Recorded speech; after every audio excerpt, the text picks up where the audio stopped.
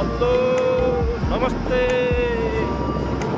म तपाईहरुको मनोरञ्जनको साथी रन थापा।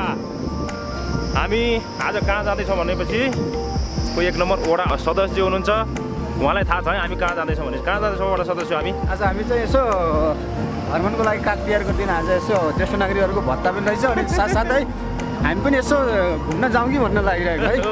एकदम मजा आइरहेको छ, पुरा धानबारी छ है यतातिर, धान काटिरहेका छन् टोलीहरूले अनि यतातिर साथीहरू हिँडिराख्नु भएको छ है, धान सान काट्ने क्रम छ।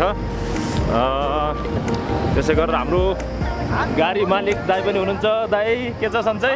ठिक छु हजुर, ठिक छु। हामी माथि छतमा बसेका छौँ हामी, त्यो भएर गाडी हत्या छ, त्यति सुरुमा बनाउन पाइएन।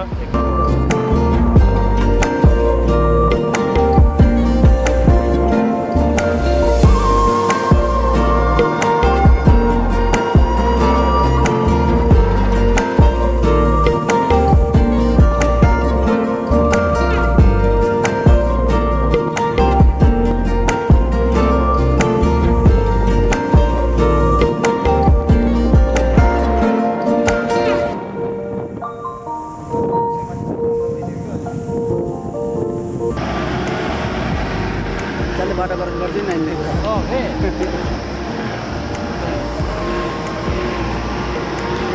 हामी अब मटेला बजारको नजिक आइपुगेका छौँ है। अब देखिरहेछ माथितिर बजार अलि माथि छ है, बजार देखिन लागेको छ। यहाँ अलिकति रुखले छेकेको छ। हामी जाँदैछौँ है।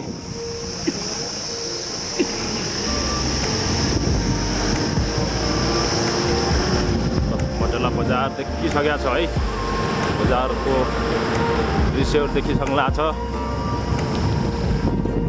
हामी जाँदैछौँ अबको 5 मिनटमा हामी चाहिँ मटेला बजारमा पुग्छौँ है। ल हेर्नुहोस् देखिया छ है बजार।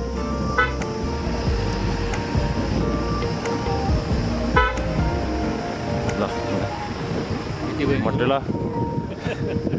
मटेला बजार देखिसकेको छ। यहाँ आइसकेको छ। अब अलिक अप्ठ्यारो भएको छ यार, माथि छतमा छौँ हामी। ल ठिक छ, आइसकेको छ है। अब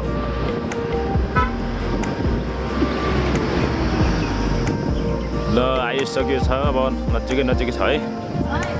फाइनली हामी मटेला बजार आइपुगेको छौँ। मटेला बजार यहाँ देख्न सक्नुहुन्छ, धेरै हुनुहुन्छ। अब यो तिहार नजिकमा सबै सपिङ गर्ने हुनुहुन्छ।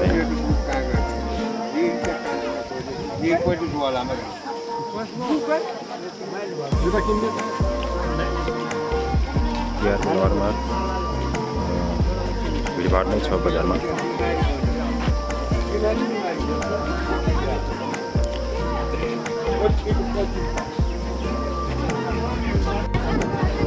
र आज कार्तिकको 2 गते चिङ्गार गाउँपालिका 1 नम्बर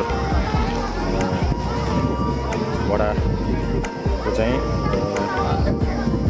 वृद्ध भत्ता बाँड्ने काम रहेछ मटेला सानीमा ब्याङ्कमा। यहाँ धेरैजना बस्नु भएको छ।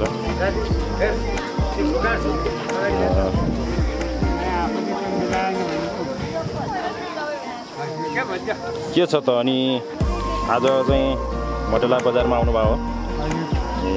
के काममा आउनुभएको थियो? भत्ता बुझियो